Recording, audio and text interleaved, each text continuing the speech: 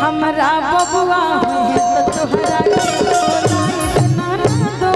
हमरा बबुआ होई त तोहरा के बोलाई ना दो।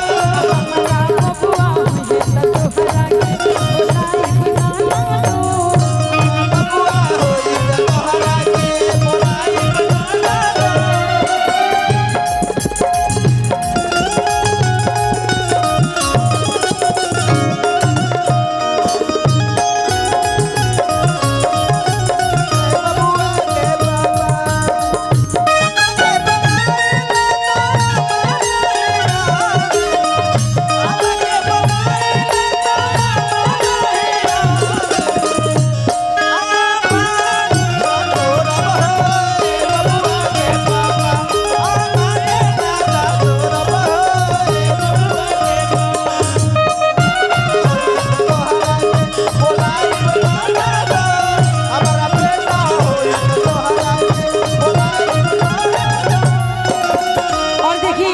लड़का हो जाता तो कहत रे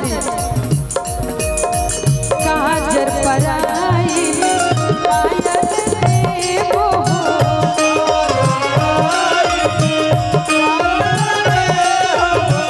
काजर पराई पायल देबो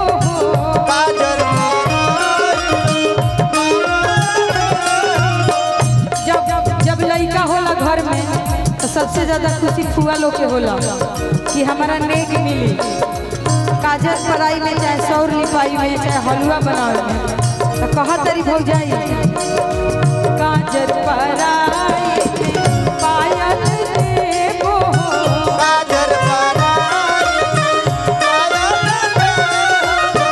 पायल के धून पर बना दो।